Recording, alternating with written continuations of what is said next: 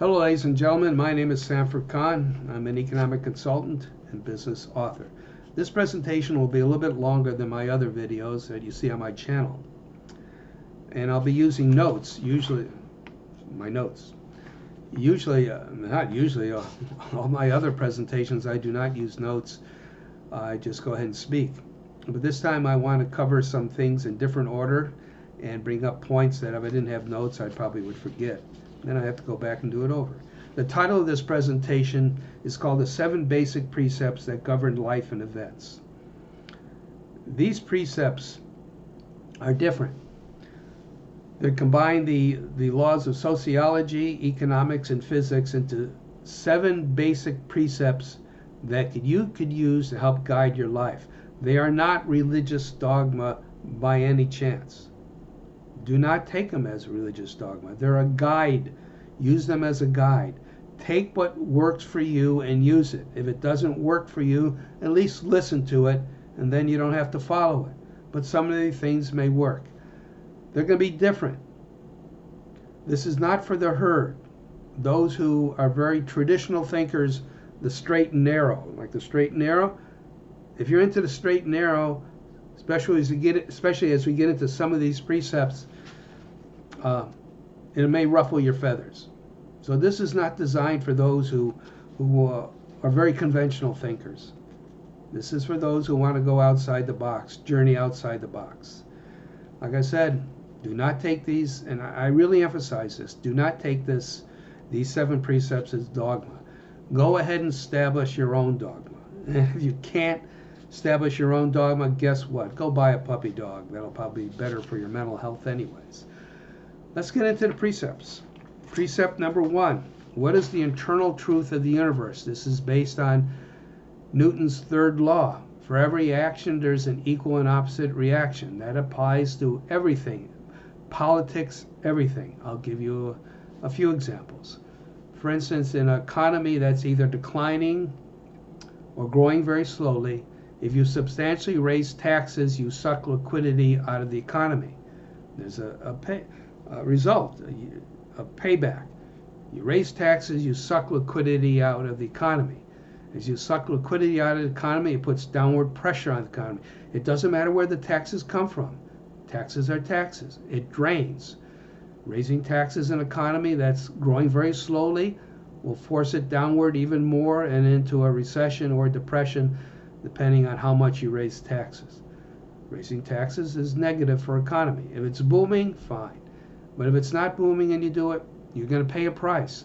I think the late Milton Friedman said it best. There's no such thing as a free lunch. There's always a reaction. You always pay a price. Let's go on to another example. If you have a lousy diet, just eat hamburgers, French fries, no fruits, vegetables, leafy green vegetables, and just have a lousy diet. When you're young, you can get away with it, especially if you eat a lot of sugar type stuff. You get away with it. But as you get older, you're going to pay a price. As a friend of mine said, and he paid the price. He's now deceased. The body never forgets. If you have a lousy diet, you can get away with it. And drink a lot, you can get away with it when you're younger. You could party hardy.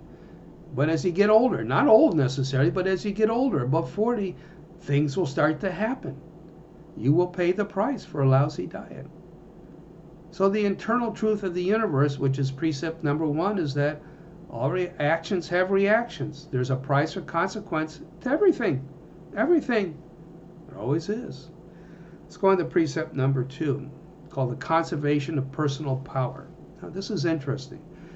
There's something called, in physics, called the conservation of matter. What says basically matter cannot be easily created or destroyed.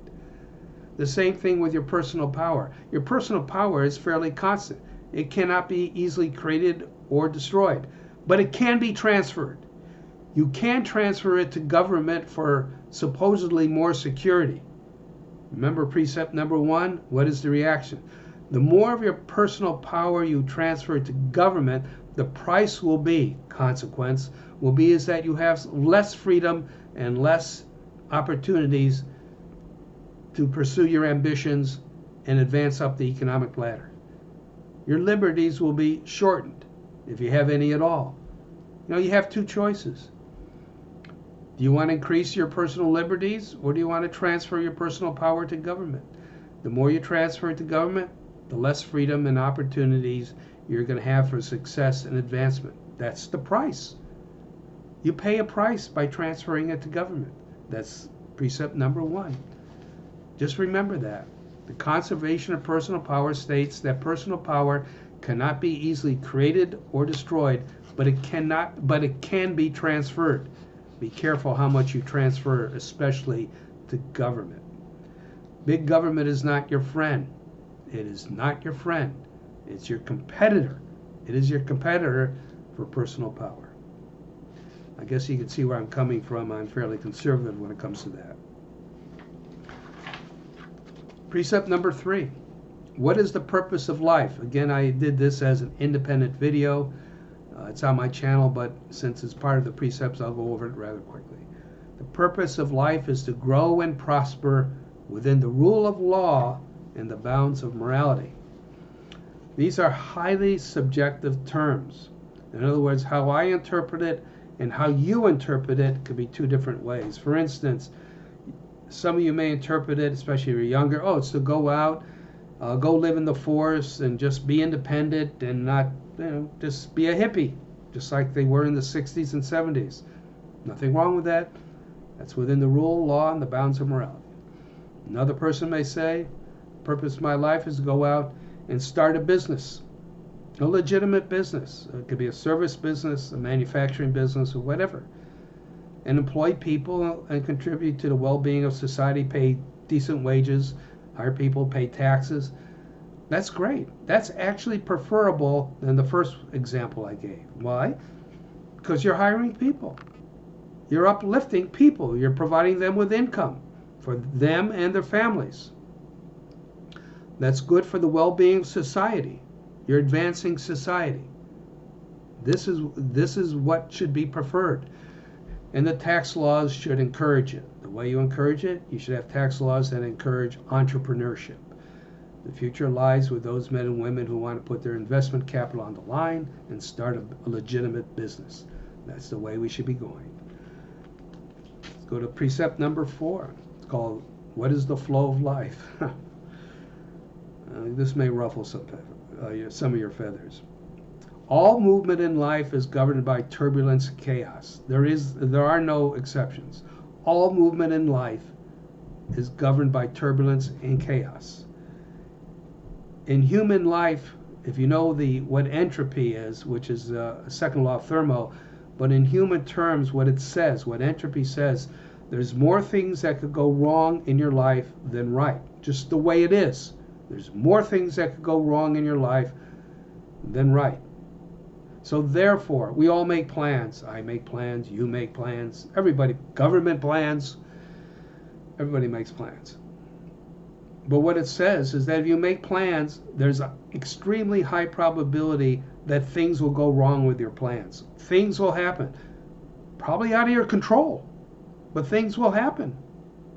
So therefore, as you plan in your life and the movement of your life, you're going to have to adjust your plans. Doesn't mean forsake your plans. It just means you probably will have to adjust your plans. There's an old Greek saying, at least from what I remember, that man plans, God laughs.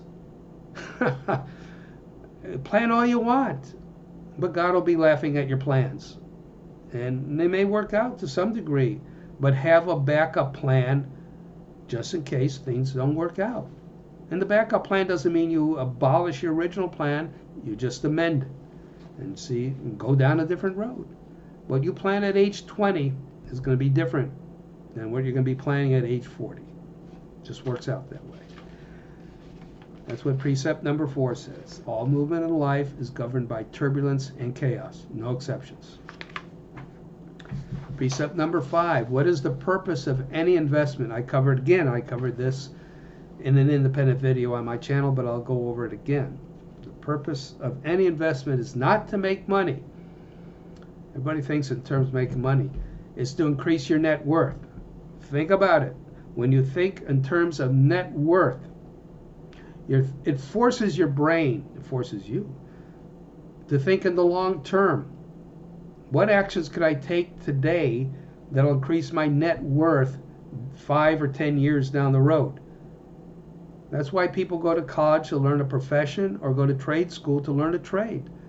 While they're learning it, they're not making any money. Actually, when you're in college learning a profession, it's just the opposite. You're taking on student debt, and in some cases, an horrendous amount of debt. So it's almost negative income.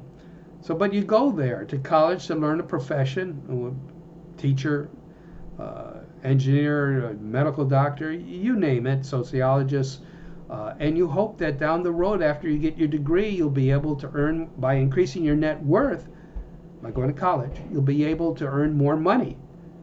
The money follows earning your net worth, increasing your net worth. The same going to trade to become an electrician, a carpenter, you name it, a plumber, computer technician. By going to trade school, you increase your opportunities of increasing your net worth because you now know a trade which will lead to making more money. Actually, you might be better off going to trade school because a lot of tradespeople that I know actually make much more money than those who have graduated college and learned a profession. Much more. And they have hardly any to no student debt. So what's the value of a college education? This is something you have to think about. Is it worth piling in all this debt and all this time? You know, maybe that's precept number 1. Let's go to precept number. We did precept number 5. Let's go to precept number 6. I'm glad I have my notes. This is going to ruffle some feathers. Is God a tyrant? No, God is not a tyrant, or the gods are not tyrants for those who believe in more than one God. There's no preordained rule or law in the conduct of human affairs. All movement in life is governed by turbulence or chaos. There's no rule, no law, no plan. You make your own plans. And like I said, plans change. Be your own planner. There is no ordained plan. There's no master plan. You set the plan. The plan will change over time. They always do. But you set the plan and you change the plan. A lot of religious leaders say God's plan, like there's some secret plan out there, and only they know it, or think they know it. Yes, there is a plan. There is a God plan. There is a plan. What is the plan? The plan is so simple, it goes over most people's head, if not everybody's head. The plan is very simple. The plan is, there's no plan. Make your own plan. That's the plan. Make your own plan. And you'll probably have to change it as time goes on, but it's still your plan. So therefore, the almighty universal plan is, there's no plan. Make your own plan. And then adjust it if you have to. Let's go on to I guess some people who are really conservative in religious beliefs are probably turning this video off now. But I said you're going to get introduced to something that's outside the box. So I did warn you, didn't I? Yeah, I sure did. Precept number 7. Some of you are probably glad that I'm almost done.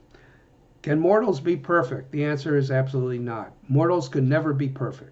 Only God or the gods could be perfect. For those, again, who believe in more than one God. Only God could be perfect.